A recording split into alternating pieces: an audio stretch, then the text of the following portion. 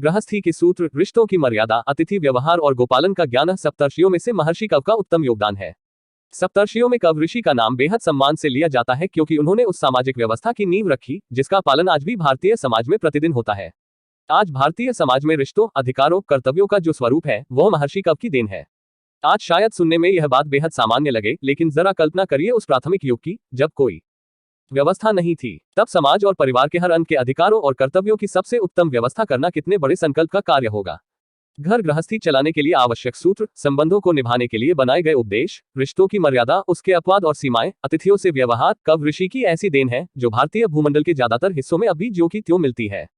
कव ऋषि की अहम देन है गोपालन और उसकी विधियां, जिस पर प्राचीन काल से भारतीय संस्कृति की नींव टिकी रही। कव ऋषि 103 सूक्तों को धारण करने वाले ऋग्वेद के 8वें मंडल के दृष्टा हैं। ऋग्वेद के अलावा शुक्ल यजुर्वेद की दूसरी शाखा इनके ही नाम पर कान्व संहिता कही जाती है। कव ऋषि के रचे हुए मंत्रों में लौकिक ज्ञान, विज्ञान और अनिष्ट निवारण के सूत्र मिलते हैं। सप्तर्षियों में कव ऋषि का काल शायद विश्वामित्र के काल के बाद शुरू होता है। इन दोनों के बीच एक संबंध भी है।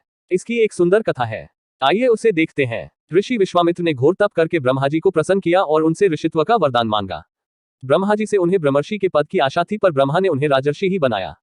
वह अपने चिरप्रतिद्वंद्वी वशिष्ठ से पीछे ही रह गए। निराश विश्वामित्र ने पुनः कठोर तपस्या आरंभ की। उनके तप से इंद्र का सिंहासन डोलने लगा तो उन्होंने तप भंग करने के लिए मेनका को भेजा।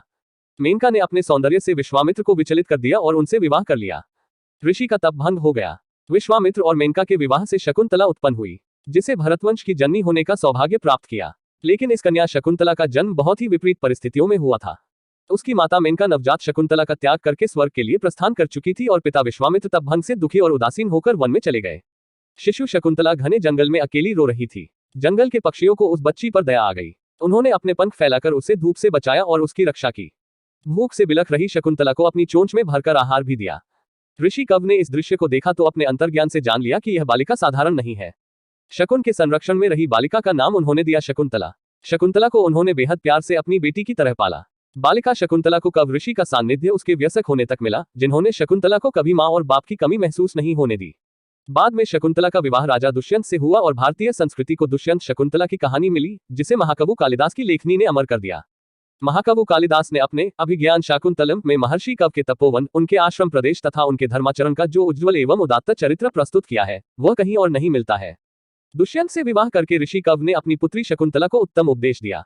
वही उपदेश आज तक भारतीय नारियों के लिए आचार संहिता की तरह माना जाता है। उनके मुख से एक भारतीय कथा के लिए विवाह के समय जो शिक्षा निकली है वह उत्तम गृहिणी का आदर्श बन गई। पिता कव का हृदय उस समय छलनी छलनी हो गया जब राजा दुष्यंत ने उसकी लाडली बेटी का त्याग कर दिया और उसे वापस आकर अपने पिता के आश्रम आना पड़ा। लेकिन महर्षि कव अपनी संपूर्ण ज्ञान साधना की व्यस्तताओं के बीच भी कर्तव्य निभाने से नहीं चूके। उनके ही आश्रम में शकुंतला ने वीर बालक भरत को जन्म दिया, जो बचपन से ही सिंह के दांत गिनता था। कव ऋषि ने उसकी शिक्षा की समुचित व्यवस्था थी। इसी शिक्षा का असर था कि भरत ने पूरे जम्बूद्वीप को स्थिरता दी। यह कव ऋषि की दी व्यवहारिक शिक्षा और लौकिक ज्ञान का ही असर था कि भरत ने एक भारत की स्थापना की। पूरी भारत भूमि कव ऋषि और उनकी शिक्षा से पल्लवित हुए उनके नाती और महान सम्राट भरत की सदैव ऋणी रहेगी।